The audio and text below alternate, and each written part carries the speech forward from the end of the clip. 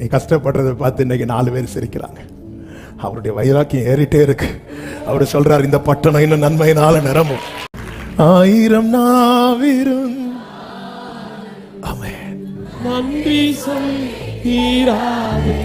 அதனாலதான் சங்கீதம் 90:15 நம்பிக்கையோடு சங்கீதக்காரன் சொல்லுகிறான், தேவரீர் எங்களை சிறுமைப்படுத்தின நாட்களும் நாங்கள் துன்பத்தை கண்ட வருஷங்களுக்கும்.